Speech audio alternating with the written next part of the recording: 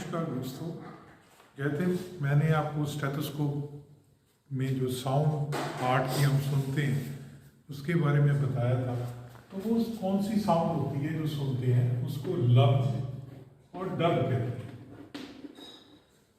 लब और डब ये एक फिजिशियन सुनता है हार्ट साउंड, इंटेस्टाइन की आवाज़ या आर्टरी की या वेन की, उसकी बात नहीं कर रहा। तो लब S1 डब S2 साउंड होती है। ये साउंड जो आवाज़ है हार्ट की कैसे पैदा होती है नॉर्मली, पहले आपको समझना पड़ेगा। ये देखिए हार्ट, अब हार्ट के दो ऊपर खाने हैं, दो नीचे। तो इस ऐसे अगर मैं ऐसे ही कहूँ तो ये बाया हुआ गलत। इस सामने एग्जामिनर के हिसाब से ये दाया खाना है जिसको राइट एट्रियम कहते हैं, ये लेफ्ट एट्रियम है। ये दाया एट्रियम ऊपरला, ये बाया लेफ्ट एट्रियम। ये हुआ राइट वेंट्रिकल और ये हुआ लेफ्ट वेंट्रिकल। अब मैं इसको लिखता हूं R A और यहाँ L A और ये R B और ये L B। CMS ED BMS alternative medicine, जो भी अपने आप को बड़ा डॉक्टर समझते हैं मगर कभी क्लास नहीं लगाई, बड़े बढ़िया डिग्रियां नाम के आगे रखते हैं, तो पढ़ने में कोई हर्ज नहीं। कम से कम कल को हथकड़ी लगती है तो कोर्ट में बता तो सकोगे कुछ पढ़ा है। 3-4 महीने सजा कम हो जाएगी मैं कहूँगा।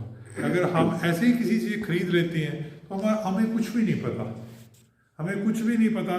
तो एजुकेशन आप तक पहुंचनी चाहिए। मैं आपको जोड़ रहा हूँ, मैं तो रोज प्रेयर करता हूँ, अरदास करता हूँ कि आप जैसा ऐसा आपके साथ ना हो।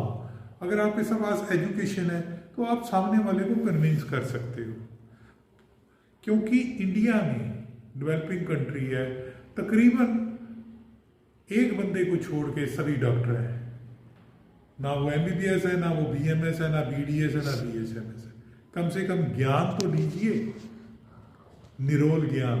ये देखिए RA का मतलब राइट एट्रियम, LA का मतलब लेफ्ट एट्रियम, RB का मतलब राइट वेंट्रिकल और LB का मतलब लेफ्ट वेंट्रिकल। इसकी दीवार ज्यादा मोटी होती है लेफ्ट वेंट्रिकल की।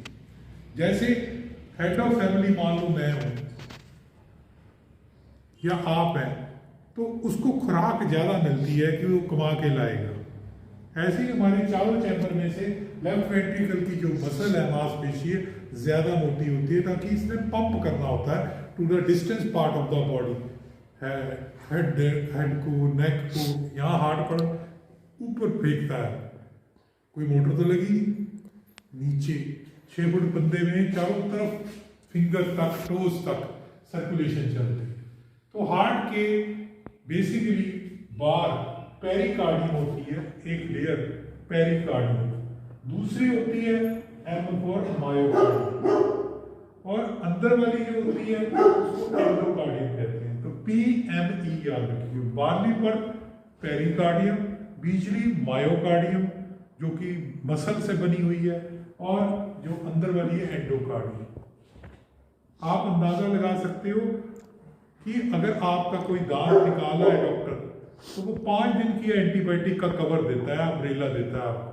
अगर वो नहीं देता तो आप में आपके दांत में बैठा हुआ स्ट्रेप्टोकोकस म्यूटेंस एक बैक्टीरिया है, स्ट्रेप्टोकोकस म्यूटेंस, वो ब्लड स्ट्रीम से होता हुआ ई तक पहुंच जाएगा, आपकी हार्ट के अंदरली परत को सोज दे देगा, जिसको कहते हैं SABE, सब एक्यूट बैक्टीरियल एंडोकार्डाइटिस। यानी कि आपकी हार्ट की अंदरली परत सिर्फ एक दांत निकालने से पहले एंटीबायोटिक कवर ना लेने की वजह से SAB से आप प्रभावित हो सकते हैं। अब सुनिए ध्यान से, S1 कब पैदा होती है?